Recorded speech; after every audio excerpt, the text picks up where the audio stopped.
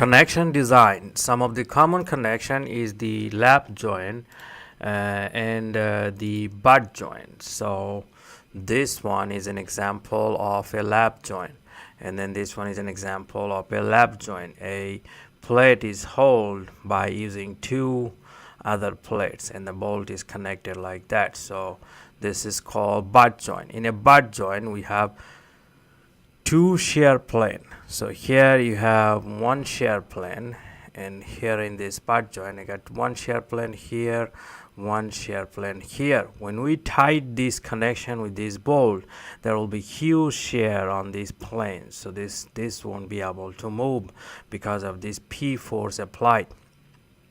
For a lap joint, you have only one shear plane. For a butt joint, we have two shear plane, and the calculation kind of changes because of that for these connection types. Now this is the common W shape beam or I beam connections that you can see.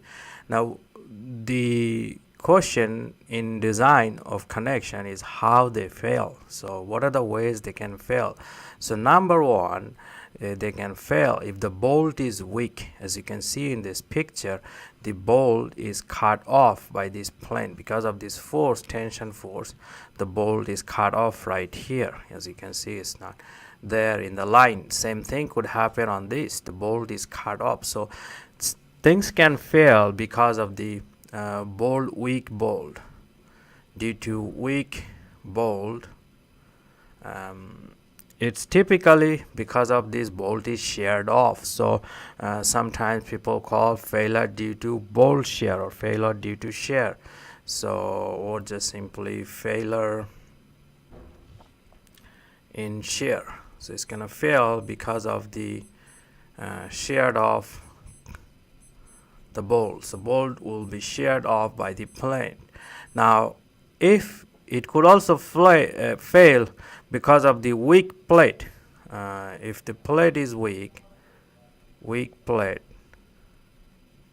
it could also fail because of that. It's difficult to draw. Let me try it here. Let's say this is the plate top view and this is the connection.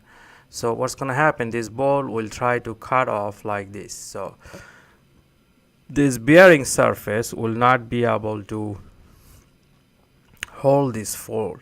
So as you can see, you have two bearing surface on this lap joint. Bearing surface meaning that which surface carrying the force. So because we are applying P force this way, so this side, the left side is the bearing surface, and because we are applying P force to the left side, the right side is the bearing surface. Now if the bearing surface is weak, that means this plate will cut off like this. You can imagine like you're moving your finger in a jello. So something like that can happen. So it could happen due to weak plate, that is called failure in bearing due to bearing surface. The bearing surface is not enough. So failure in bearing. Another way it could fail, now you realize that you're cutting bunch of holes, so you're making this piece weaker. So it might just simply fail because of the tension. It's gonna break off right where the hole is. So if you cut a hole in a plate and then apply some force this way, it might just fail like this. So it's gonna break off at the so you might forget considering the stress concentration factor, might forget this hole that you have cut, so making all these thing, making this plate very weak. So it may just fail because of the tension. So we just simply call that failure due to tension or failure in tension. We'll explain each of these, how to consider these three things when designing connections and designing a connection so that it doesn't fail. In the next videos we'll show you that.